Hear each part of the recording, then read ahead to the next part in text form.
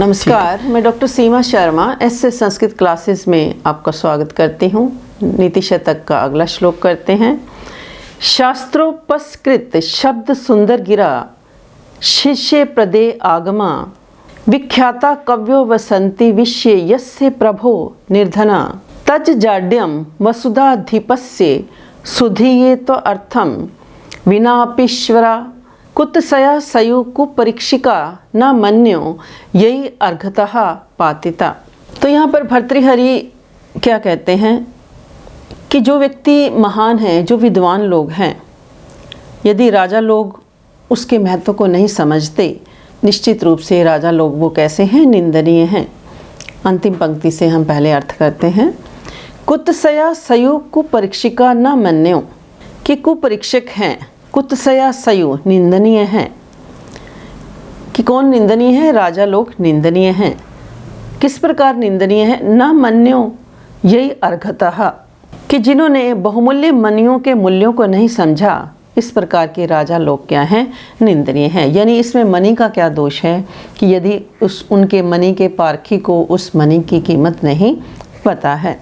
शास्त्र उपस्कृत शब्द सुंदर गिरा, कि शास्त्रों से शुद्ध शब्दों वाली, शास्त्र उपस्कृत कि शास्त्रों से संस्कारित शब्दों वाली, सुंदर गिरहा सुंदर वाणी वाले, शिष्य प्रदय आगमः कि शिष्य को ज्ञान प्रदान करने वाले, विख्यातः कव्या विख्यात कवि विद्वान, यस्य प्रभु विषय निर्धना वसंती जिस राजा के राज्य में निर्धना वसंती धनहीन होकर के रहते हैं।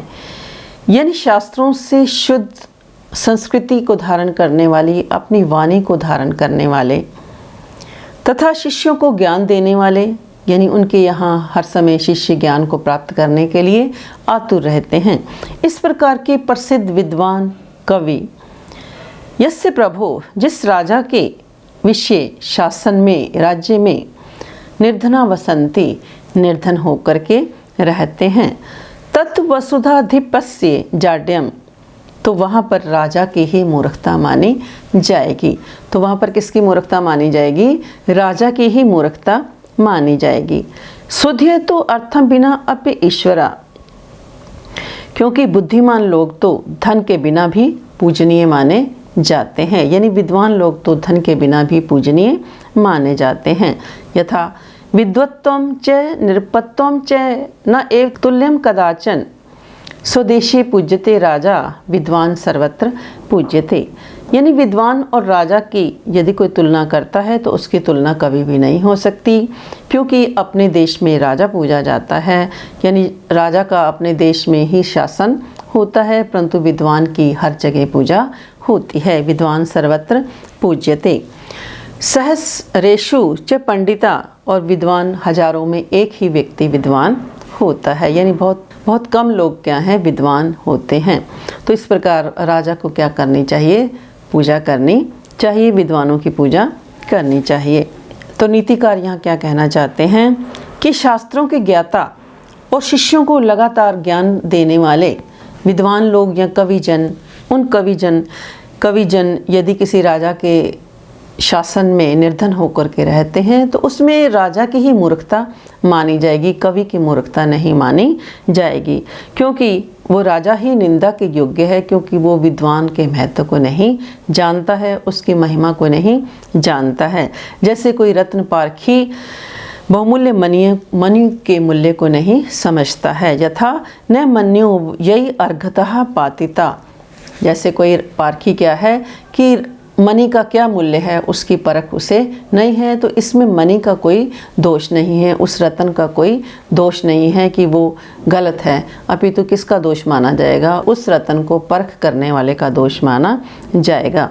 तो इसमें रत्न पारखी का ही दोष है, मणि का दोष नहीं माना जाता है। नीतिकार भर्तृहरि का कहने का यह अभिप्राय है कि विद्वान लोगों की राजाओं के द्वारा हमेशा पूजा की जानी चाहिए, उनका सम्मान किया जाना चाहिए, कि राजा को विद्वानों का सम्मान करना चाहिए।